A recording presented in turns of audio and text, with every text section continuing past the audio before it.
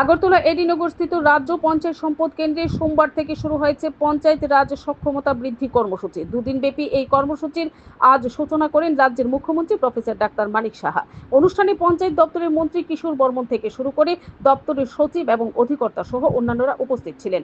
কর্মসূচিতে রাজ্যের বিভিন্ন পঞ্চায়েত প্রতিনিধিদের উপস্থিতি ছিল লক্ষণীয়।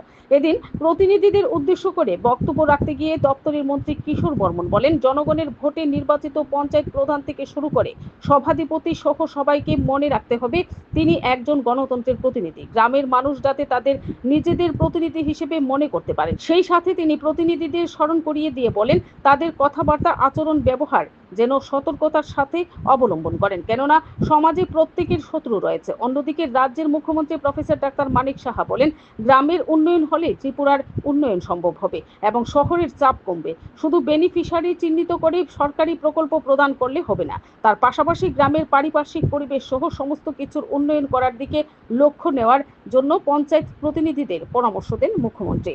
Bureau report, BTV Tripura news. हम सब जानते हैं 65% से 70% जो हमारा पॉपुलेशन ग्रामीण इलाका में रहते हैं, तो इसलिए जिस तरह अभी पंचायत राज व्यवस्था को कानूनी के दायरे में रखते हुए जिस तरह उसको स्ट्रेंथनिंग किया है, तो यहाँ जो मेंबर्स हैं सभी प्रतिनिधि को उस तरह टेक्निकली नो हाउ में मालूम होना चाहिए। इसीलिए आज कैपेसिटी बिल्डिंग यहाँ पर हो रहा है।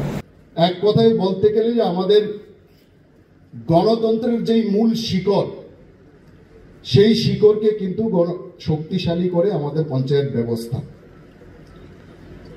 আমাদের গ্রামীণ মানুষের কাছে সবচেয়ে কাছের বিধানসভা হচ্ছে পঞ্চায়েত। রাজ্য বিধানসভায় কি হলো না হলো, রাজ্য আমাদের দেশের সংসদে কি হলো না হলো, সেটা দিয়ে কিন্তু গ্রামীণ মানুষের কিচ্ছু আসে যায় না।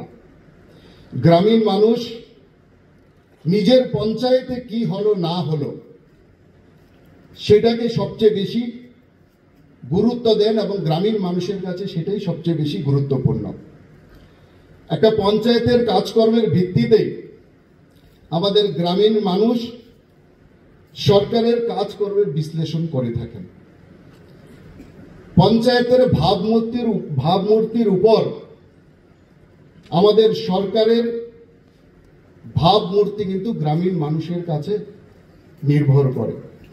সুতরাং পঞ্চায়েত প্রতিনিধিদের আচার ব্যবহার, তাদের কথাবার্তা এবং গ্রামীণ উন্নয়নের ক্ষেত্রে তারা কতটা আন্তরিক, তার ভিত্তিতে কিন্তু গ্রামের মানুষ রাজ্য সরকারের যে উন্নয়নমূলক দৃষ্টিভঙ্গি এবং সরকারের অন্যান্য যে প্রতিনিধি তাদের বিচার বিশ্লেষণ করে থাকেন।